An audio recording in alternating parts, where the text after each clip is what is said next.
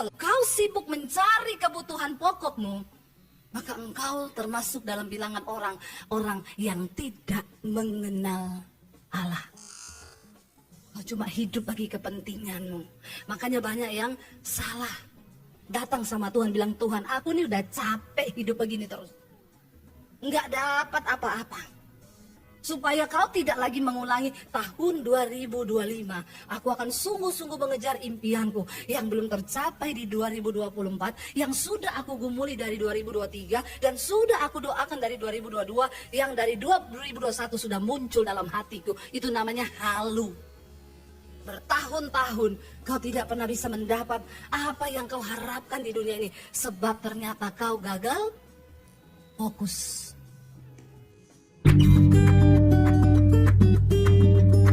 Shalom. Iya, puji Tuhan, hari ini tema firman Tuhan adalah berjaga-jaga. Ya, namanya berjaga-jaga itu ya tentunya karena ada sesuatu yang akan terjadi. Jadi kita harus berjaga-jaga. Firman Tuhan terambil dari Matius 24 ayat 42 ya. Bapak Ibu, Injil Matius 24 ayat 42 ini tentang berjaga-jaga, kita baca bersama. Karena itu berjaga-jagalah sebab kamu tidak tahu ya pada hari mana Tuhanmu datang. Tetapi ketahuilah ini, jika apa? Tuan rumah tahu pada waktu mana pada malam hari pencuri akan datang, sudahlah pasti apa? Ia berjaga-jaga dan tidak akan membiarkan rumahnya dibongkar. Sebab itu, hendaklah kamu juga siap sedia karena Anak Manusia datang pada saat yang tidak kamu duga. Selalu kalau bicara tentang kedatangan Tuhan, waktunya tidak terduga. Di saat kita lagi tidur, diibaratkan seperti pencuri. Itu kalau bicara tentang kedatangan Tuhan selalu begitu. Makanya peringatan penting supaya kita ini berjaga-jaga. Alkitab di sini ayat ini firman Tuhan berkata bahwa jika tuan rumah tahu pada waktu mana pada malam hari pencuri akan datang, maka sudah pastilah dia berjaga-jaga. Kenapa di dalam Alkitab selalu kedatangan Tuhan diibaratkan seperti pencuri? Ya, karena tidak ada pencuri mau datang, halo nanti malam jam 12 saya mau maling ya ke rumah Anda. Kalau pencuri telepon dulu, maka pasti dia tidak jadi nyuri. Karena kita pasti panggil polisi, saya tadi dapat telepon loh dari pencuri, katanya jam 12 mau datang. Ya itu namanya pencuri bodoh. Nah kenapa Tuhan selalu mengibaratkan kedatangannya itu diibaratkan seperti pencuri yang akan datang di saat tidak terduga. Makanya ini adalah satu warning yang sangat penting bagi setiap kita untuk berjaga-jaga. Nah bagaimana kita berjaga saudara? Saya membaca pasal ini, saya turun ke bawah, selalu Tuhan Yesus itu Alkitab itu memberi jawaban dan gambaran. Kalau kita baca satu pasal, bacalah sebelum dan sesudahnya juga. Jadi kita tahu nih konteksnya lagi apa. Ketika Yesus berkata kita harus berjaga-jaga, di ayat yang berikutnya, perikop berikutnya itu dia kasih tahu bagaimana cara kita ini berjaga. Coba baca ayat 45. Di sana judul perikopnya perumpamaan tentang hamba yang setia dan hamba yang jahat. Baca 1, 2, 3. Siapakah hamba yang setia dan bijaksana yang diangkat oleh tuannya atas orang-orangnya untuk memberikan mereka makanan pada waktunya? Di perumpamaan yang lain, Yesus menggambarkan kedatangan Tuhan itu seperti seorang tuan yang bepergian jauh. Lalu ada satu hamba kepercayaannya yang didelegasikan tugas untuk menjalankan apa yang dia lakukan. Kita saudara, saya percaya saudara sebagai tuan rumah, kalau mau pergi bepergian jauh, nggak ada yang begini, saya ini mau pergi ya 1 bulan, terserahlah kamu mau ngapain hamba-hambaku, mabok-mabok lah di sini, judi-judi lah. Nggak ada. Pasti dia akan panggil seorang yang dia percaya. Lalu dia akan bilang, saya akan pergi ya. Semua tugas yang selalu harus A, B, C, dan D itu kamu yang saya kasih tanggung jawab. Ya kasih makan pembantu-pembantu yang lain. Juga kalau ada anaknya dia pasti akan ngatur. Kamu bikin begini, begini, begini, begini. Dan ketika tuannya datang kembali, berbahagialah hamba yang melakukan kehendak tuannya. Alkitab berkata Yesus sekarang secara fisik tidak ada di dalam dunia. Tapi dia memberikan kepada kita tanggung jawab karena dia juga berjanji dia akan datang kembali yang kedua kali. untuk meminta pertanggungan jawab terhadap setiap saudara dan saya. Di sini dikatakan siapakah hamba yang setia dan bijaksana. Saudara, Yesus memberikan gambaran bahwa ketika dia datang kembali kali yang kedua, banyak orang akan ngaku-ngaku, Tuhan kami bernubuat, Tuhan kami sembuhkan orang, Tuhan kami bangkitkan orang mati, semua demi namamu. Tapi Tuhan bilang apa? Enyahlah engkau daripadaku, aku tidak pernah mengenal engkau sebab engkau pembuat kejahatan. Tetapi Yesus berkata, di situ aku juga akan berkata, marilah hai kamu, hamba-hambaku yang setia, yang melakukan kehendakku. Goal dari hidup kita di dunia ini adalah melakukan kehendak Tuhan. Jangan tempatkan fokus hidupmu pada yang lain. Hari-hari ini banyak orang menempatkan target nomor 1 dalam hidupnya adalah mengejar harta kekayaan dunia. Yang dia pikir itu bisa membawa bahagia. Engkau sedang salah, saudara. Kalau kita tahu firman Tuhan, maka kita pasti akan sungguh-sungguh mengalami berkat Tuhan. Baca bersama Matius pasal yang ke-6 ayat 31 sampai 34. Matius 6 ayat 31 sampai 34. Jangan hanya fokus kepada hal-hal materi, harta, kekayaan, semua kebutuhan kita di dunia. Apa yang Yesus katakan? Baca bersama. Sebab itu janganlah kamu khawatir dan berkata, apakah yang akan kami makan? Apakah yang akan kami minum? Apakah yang akan kami pakai? Ini 3 kebutuhan pokok manusia, sandang, pangan, papan, ya. Saudara, kalau kita hanya memikirkan apa yang kita makan, yang kita minum, yang kita pakai, maka firman Tuhan berkata apa di sana? Semua itu dicari bangsa-bangsa yang tidak mengenal Allah. Tetapi Bapamu yang di sorga tahu bahwa apa? Kamu memerlukan semuanya itu. Kita di dunia ini perlu makan, kita perlu minum, kita perlu pakai pakaian. Tapi ingat, itu bukan menjadi fokus utama kita, katakan. Fokus utama kita adalah mengejar Tuhan, melakukan kehendaknya, maka bonusnya akan terjadi. Baca ayat yang ke-34. Tetapi carilah dahulu kerajaan Allah dan kebenarannya, maka semuanya itu akan ditambahkan kepadamu. Ingat, fokus utama kita di dunia ini bukan mencari apa yang kita makan, kita minum, kita pakai, rumah, mobil, dan semua kebutuhan hidup kita. Tapi fokus yang utama, mencari kehendak Tuhan, melakukannya, kerajaan Allah dan kebenarannya. Maka yang lain itu bonus. Kalau kau sibuk mencari kebutuhan pokokmu, maka engkau termasuk dalam bilangan orang-orang yang tidak mengenal Allah. Kau cuma hidup bagi kepentinganmu. Makanya banyak yang salah. Datang sama Tuhan, bilang, Tuhan, aku ini udah capek hidup begini terus. Enggak dapat apa-apa. Supaya kau tidak lagi mengulangi tahun 2025. Aku akan sungguh-sungguh mengejar impianku yang belum tercapai di 2024, yang sudah aku gumuli dari 2023, dan sudah aku doakan dari 2022, yang dari 2021 sudah muncul dalam hatiku. Itu namanya halu. Bertahun-tahun kau tidak pernah bisa mendapat apa yang kau harapkan di dunia ini, sebab ternyata kau gagal fokus. 2025 bikin fokus hidupmu satu, mengejar kerajaan Allah dan kebenarannya. Tidak usah ditulis 2, 3, 4, tidak usah. Karena waktu kau lakukan satu hal ini, semua itu ditambahkan kepadamu. Amin. Saya nih loh saudara, saya tidak pernah berdoa minta rumah sama Tuhan. Tidak pernah. Ketika kami injak Jakarta, suami saya bilang, saya berdoa minta rumah saya. Soalnya Neko itu berdoa mesti Tuhan dengar. Ya, saya bilang sama suami, saya tidak mau berdoa minta rumah. Bagian kita mengejar kerajaan Allah dan kebenarannya, melakukan kehendak Tuhan, maka semua itu bonus, ditambahkan. Kalau Bapak Ibu, maksudnya saya di sini bukan kita tidak khawatir, sudah usah kerja. Kata Bu Debbie kan, pikirin aja kerajaan Allah, doa tiap hari, itu sesat. Saudara harus tetap bekerja, tapi fokusmu, tujuan utamamu bukan untuk kaya. Tapi tujuanmu, engkau bekerja mencari kehendak Allah, melakukan kebenarannya, melakukan keinginan hati Tuhan. Maka saudara akan melihat tiba-tiba yang sales kau tidak perlu cari-cari orang kemana-mana. Tuhan kirim saudara. Tuhan datangkan dengan cara yang ajaib. Kau nggak perlu cari-cari proyek, bapak-bapak dengan susah payah. Kenapa? Ini janji firman Tuhan. Dan itu ya dan amin. Siapa yang ngomong?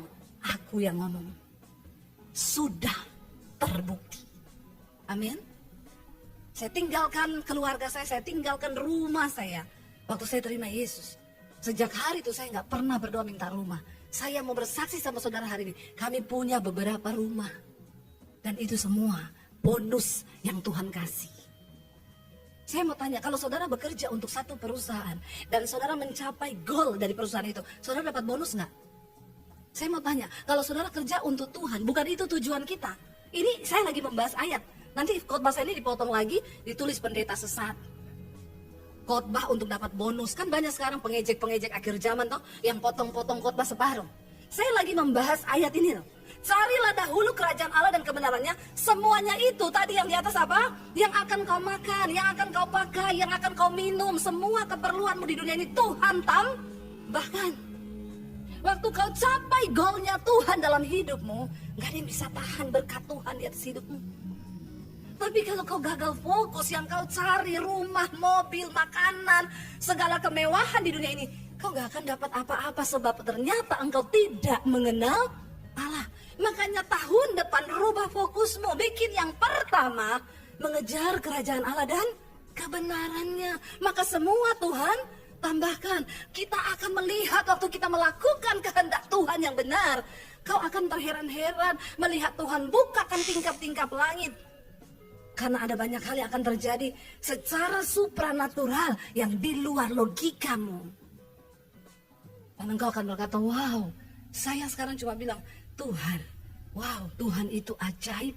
Dia ada, dia hidup. Kata pemazmur, dia Allah kekuatan kami, dia sumber pengharapan kami, sangat terbukti. Tapi kau harus ngalami dulu supaya kau bisa bilang sangat terbukti. Jangan hanya dari kata orang kau mendengar. Berjaga-jaga artinya apa? Menjalani setiap kehendak Tuhan dalam hidup kita. Apa itu kehendak Tuhan, Bu? Bukan berarti saudara harus sekolah Alkitab semua. Rame-rame mendaftar jadi PDP, PDM, pendeta pembalap, pendeta, ya apalagi enggak, bukan itu. Yang sehari-hari dulu ini di Alkitab. Firman Tuhan berkata, hai suami-suami, engkau adalah kepala keluarga. Engkau harus menjadi gembala di atas keluargamu, yaitu atas istri dan anak-anakmu. Sudahkah bapak-bapak melakukan itu? Ini kehendak Tuhan. Bagaimana engkau berjaga, lakukan kehendak Tuhan itu. Berapa banyak bapak-bapak di sini angkat tangan, bapak-bapak kepala keluarga? Angkat tangan yang tinggi, yang separuh itu bencong. Yang bapak-bapak benar angkat tangan yang tinggi, ya. Engkau adalah gembala. Di mana? Di keluargamu. Karena Alkitab berkata setelah Kristus itu ada suami. Bagaimana engkau menggembalakan anak-anakmu? Kasih tahu mereka firman. Ajari istrimu firman. Ajari anak-anakmu firman. Tapi yang terjadi hari-hari ini, kenapa bangsa ini semakin merosot? Kenapa perceraian semakin naik tinggi? Ya, kenapa saudara sekarang di Indonesia ini tingkat pernikahan itu menurun loh drastis. Lama-lama Indonesia ini bisa jadi kayak Singapura, kayak Jepang. Orang udah gak mau nikah. Ya, kenapa? Karena mereka terlalu banyak melihat kehancuran dalam rumah tangga. Ya itu terjadi kenapa saudara? Karena suami tidak berfungsi secara fungsi ilahi. Fungsi Alkitabiah tidak ada. Para suami gagal menjadi imam dan gembala di tengah keluarga. Yang pertama yang harus dilakukan untuk berjaga-jaga, ayo suami-suami, panggilanmu aktifkan dalam keluargamu, engkau tuh gembala. Yang saya dapati sepanjang pelayanan saya konseling anak muda, saya konseling wanita-wanita istri-istri yang kepahitan, anak muda yang depresi. Kenapa? Karena bapaknya gagal menjadi imam dan gembala di tengah keluarga. Itu yang terjadi hari-hari ini. Saya nggak usah tanya di luar sana, yang di dalam sini aja bapak-bapak. Sudahkah kau melakukan tugasmu? Tidak usah menatap saya dengan wajah yang seperti itu. Tapi bertanyalah dalam hatimu. Karena yang kebanyakan saya dapat, boro-boro bu, ya Allah suamiku bu. Pulang pagi, judi, merokok, mabuk, selingkuh. Bukan di gereja ini, di sana. Nah di sini tidak ada yang ngaku. Benar saudara, ini menjadi perenungan buat kita, PR buat kita. Yesus berkata, siapa hamba yang setia itu? Mereka yang melakukan kehendak Tuhan, berjaga-jaga. Coba kalau setiap keluarga berfungsi menjaga anggota keluarganya, istri dan anak-anaknya, nggak ada saudara setan yang bisa terjang rumah tanggamu. Ya, anak-anak muda, para wanita tuh sekarang saya nggak mau nikah. Kenapa? Ya, stres. Sudah terbukti katanya kalau istri meninggal duluan, suaminya pasti stres.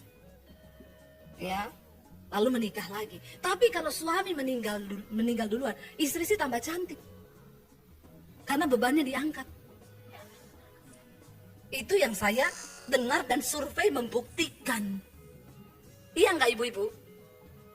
Ya, ini kehilangan, ini bapak-bapak ini kehilangan fungsi ilahi. Kau harus mengambil kembali fungsi ilahi itu supaya istri dan anak-anakmu terjaga dari yang tadi itu singa yang mengaum-ngaum, yang mencoba menerkam. Lalu ketika ada suami yang berfungsi, maka istri juga berfungsi. Tapi yang saya dapati di mana-mana terbalik, istri-istri yang banyak yang bertobat. Suami-suami itu jarang, dia bilang kaulah yang berdoa buat saya ini mencari uang untuk makanmu. Kau tidak mengenal Allah bapak-bapak. Kalau hidupmu hanya fokus cari duit, kau tidak mengenal Tuhan. Dan orang yang tidak mengenal Tuhan, hidupnya terkutuk. Makanya kau bekerja siang malam dengan berjerih, lelah, dan keringat. Tapi kau tidak memakan hasil. Tuhan bilang, engkau bekerja itu untuk pundi-pundi yang bocor dan berlubang. Karena kau tidak mengandalkan Tuhan. Kau tidak mencari kerajaan Allah dan kebenarannya. Ini loh, ayo saya bukakan hari ini rahasia firman Tuhan. Supaya kita nggak perlu kau berpeluh dengan berkeringat bercucuran. Waktu Tuhan berkenan atas hidupmu, dia balikan keadaan itu cuma semudah dia berfirman. Firman itu berkuasa loh. Karena Tuhan berkata, setiap firman yang keluar dari mulut Allah tidak pernah kembali dengan sia-sia. Pertanyaannya, apa ada alasan untuk firman itu terjadi di hidup kita? Karena kalau nggak ada alasan, firman tidak terjadi. Bukan karena dia tidak berkuasa, kita yang tidak layak. Ada orang-orang yang layak diberkati, ada yang tidak, saudara. Saya sudah melihat dalam kehidupan ini memang ada orang-orang yang layak, ada yang tidak. Contoh, saya tuh kasih pesan sama orang di rumah. Setiap Gojek yang datang ke sini, entah kamu pesan atau antar kiriman orang, kasih sembako. Di rumah itu ada paket sembako. Satu kali, ya, orang di rumah saya itu saudara, dia pesan Gojek mau kirim barang ke satu tempat. Gojeknya datang, dia keluar bawa 2 kresek besar, 1 kiriman, 1 sembako buat tukang ojek. Baru keluar tukang ojeknya begini, ya ampun, ini barangnya 2 toh, nggak bisa ya, nggak bisa, berat, saya nggak mau bawa 2 berat. Ini orang nggak layak diberkati saudara, karena pikirannya cuma uang, duit. Mungkin dia mau minta duit lebih, tapi nggak gitu caranya, keles. Ya benar, orang rumah saya bilang, oh berat ya pak, iya nggak bisa, kan ini cuma 1 pesanannya. Oke pak, nih bawa aja 1. Sebenarnya 1 ini sembako buat bapak, tapi kasihan bapak berat, nanti kecelakaan mati, nggak usah ya. Benar saudara, ada memang orang-orang tuh nggak layak diberkati, ada. Mau diberkati aja nggak jadi loh orang. Ya saya pernah ngomong ke suami, ketemu teman lama, pelayanan, saya bilang sama suami, nanti kasih dia duit ya, kita udah lama nggak ketemu. Suami saya udah siapin uang di amplop saudara, lumayan jutaan. Saya bilang dia datang tuh, nanti habis ibadah kasih dia duit. Kita pelayanan di daerah, ketemu dia. Dia datang saudara, di kantin gereja tuh ada dia, saya bilang. Ternyata dia datang cuma ngobrol. Dia gak ikut ibadah, dia pelayan Tuhan di gereja itu pemain musik. Tidak ikut ibadah, cuma datang makan di kantin, lalu dia pulang. Saya selesai ibadah nyari dia. Tadi mana temanmu itu yang mau kita kasih berkat? Kata orang di situ, oh enggak, dia nggak ikut ibadah bu, cuma datang makan terus pulang. Saya bilang memang tidak layak diberkati. Ada loh orang-orang yang nggak layak diberkati loh. Orang mau memberkati nggak jadi, memang Tuhan halangi. Karena hidupmu tuh nggak berkenan. Percaya nggak saudara? Sebaliknya kalau Tuhan mau memberkati kita, sekalipun terhalang, sekalipun dihalang, Tidak usah takut, berkat Tuhan tidak pernah salah. Dan takarannya itu selalu benar untuk orang-orang benar yang mengandalkan Tuhan, yang mencari Tuhan. Seperti apapun orang berusaha menutup pintu berkatmu, waktu Tuhan yang buka, tidak ada satupun orang bisa tutup. Amin saudara. Makanya rubah fokusmu hari-hari ini ya. Tahun depan akan menjadi tahun di mana kita berkata, Tuhan, aku mau fokus cari Tuhan, melakukan kehendak Tuhan. Jangan kayak tukang ojek itu. Karena mata duit, enggak, mas, berat. Saya enggak bisa bawa berat begitu. Oh iya Pak, kalau Bapak enggak bisa berat, ya udah enggak jadi. Bapak Ibu, jangan berpikir hanya dari logika sehingga kita kadang bekerja menghalalkan segala cara. Tuhan bilang, orang dunia bangun pagi-pagi dan pulang sampai larut malam. Tapi berkat Tuhan diberi kepada orang yang dikenannya. Bahkan ketika lagi tidur, orderan datang. Amin. Kau harus percaya ada Tuhan di dunia ini. Kau harus percaya bahwa Dia mengendalikan lebih dari logika kita manusia. Kau harus percaya bahwa banyak hal supranatural yang Tuhan bisa kerjakan, yang melampaui otak kita yang kecil ini dan sempit. Kita gila kalau coba berpikir semua dengan kekuatan otak kita, saudara. Andalkan Tuhan. Dia ada, Dia hadir, Dia berkuasa, kata pemazmur, dan sangat terbukti. Sangat terbukti. Jangan coba pakai logika. Otak kita ini mikirin berapa gigabyte aja jebol. Banyak yang kena stroke. Ya karena nggak bisa semua dipikirin dengan logika kita manusia. Hari-hari ini banyak berserah, banyak duduk di kaki Tuhan. Itu caranya kita berjaga-jaga. Kembali ke Matius 24 tadi. Kita lihat saudara, kita lanjut ayat yang ke-47 kalau nggak salah ya. Di sana dikatakan saudara, aku berkata kepadamu, berbahagialah hamba, ayat 46. Ya, Matius 24 ayat 46. Berbahagialah hamba yang didapati tuannya melakukan tugasnya itu ketika tuannya itu datang. Aku berkata kepadamu, sesungguhnya tuannya itu akan mengangkat dia menjadi pengawas segala miliknya. Saya mau tanya, kalau Tuhan yang promosikan kita, Tuhan yang angkat kita, ada yang bisa tutup? Enggak. Cari Tuhan saudara. Ketika engkau dapat dipercaya Tuhan, Dia angkat hidupmu jauh melampaui yang bisa kita pikirkan. Sampai hari ini saya nggak ngerti dengan hidup saya. Siapa yang melakukan ini semua dalam hidup saya? Kalau bukan karena Tuhan, tidak mungkin saudara. Itu Tuhan, itu anugerah Tuhan, itu kasih karunia Tuhan. Amin. Yang di luar logika kita manusia nggak ada yang bisa.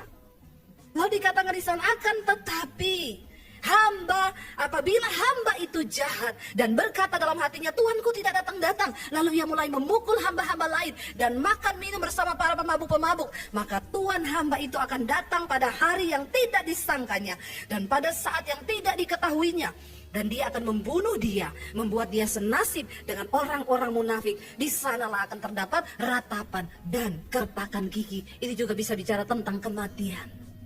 Jangan tunda pertobatanmu, karena kita nggak pernah tahu sampai kapan kita hidup. Jangan tunda pertobatanmu. Dia bisa datang kapan saja di hari yang tidak kita duga. Berjaga-jaga saudara. Berjaga-jaga. Supaya ini tidak terjadi. Apa yang dimaksud Yesus? Ini perkataan Yesus loh saudara. Apa yang dia maksud dengan dibunuh dan akan masuk ke satu tempat. Di sana terdapat ratapan dan kertakan gigi. Ini bicara tentang penghukuman kekal di neraka. Sebelum itu terjadi, biar kita mau bilang sama Tuhan, temukan hati hamba dalam hidup kami Tuhan. Karena Tuhan sudah terlalu baik, Dia melakukan segala perkara. Saya undang imam musik maju ke depan. Tuhan sudah melakukan yang terbaik bagi saudara dan saya. Tidak terhitung kebaikan Tuhan. Tidak mungkin bisa kita balas dengan apapun. Tapi mari hari ini firman Tuhan berkata, perhatikanlah dengan seksama bagaimana kamu hidup. Jangan seperti orang bebal, tapi seperti orang arif yang mau bertobat. Pergunakanlah waktu yang ada, karena hari-hari ini adalah jahat. Biar kita mau berkata, Tuhan, biar Engkau temukan hati hamba dalam hidup kami. Bangkit berdiri bersama saudara. Naikkan pujian ini di hadapan Tuhan.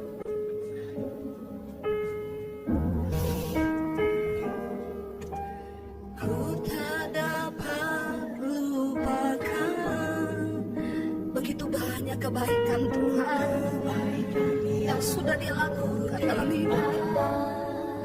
Yes Lord Jesus. Pengorbananmu yang jadikan kami berharap. Engkau yang tulus menerima kami. Engkau tulus menerima. Ya Yesus, aku apa adanya. Kekuatan kasih-Mu nyata memulihkan hidupku. Kau bukan Tuhan yang melihat rupa. Kau bukan Tuhan yang memandang harta. Hati hamba yang selalu Kau cari, biar Kau temukan di dalam-Mu. Selama ku hidup, ku mau menyembah-Mu. Selama Engkau sayang, berarti bagiku. Yang terbaik yang ada padaku, ku persembahkan kepadamu. Yesus, sekali lagi katakan pujian ini, saudara. Ku tak dapat lupakan yang ada padaku. Ku persembahkan kepadamu.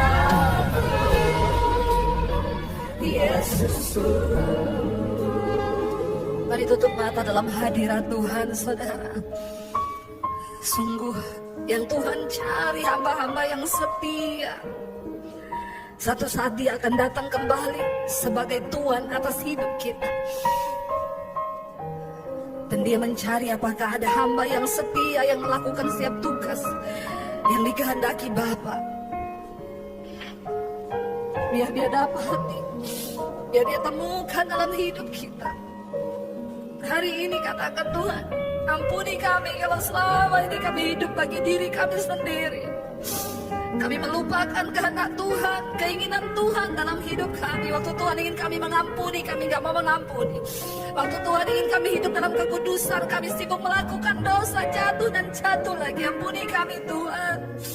Tapi biarlah Bapa, di penghujung tahun ini kami menyediakan hidup untuk memasuki tahun yang baru jika Tuhan masih izinkan. Kami mau hidup berkenan kepada Tuhan. Kami mau mengejar kerajaan Allah dan kebenarannya. Dan semua keperluan hidup kami Tuhan akan tambahkan. Kami capek hidup dengan kekuatan kami sendiri, Tuhan. Kami perlu Tuhan dalam hidup kami. Kami perlu Engkau, Tuhan. Namun ajar kami untuk melakukan kehendak-Mu. Tuhan tidak minta yang susah, saudara. Dia cuma ingin Engkau persembahkan hidup yang kudus, hati hamba yang Dia cari dari hidup kita. Bahwa kami masuk dalam perkenanan-Mu, Tuhan, di hari-hari terakhir ini. Untuk kami terus berjaga-jaga. Para suami, jadikan imam yang benar di tengah keluarga, supaya istri dan anak-anak boleh hidup dalam perkenanan-Mu, ya Tuhan. Ini kerinduan kami. Sekali lagi angkat tangan-Mu di hadapan Tuhan, saudara.